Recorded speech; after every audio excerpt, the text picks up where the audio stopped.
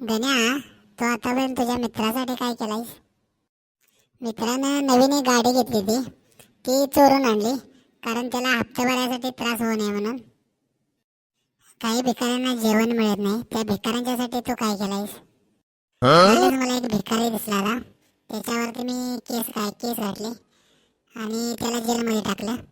आता त्याला आधी जेवायचं वांदं होतं, आता त्याला 2 टायमाचं जेवायला मिळतंय. ज्येष्ठ नागरिकांसाठी तू काय केलायस?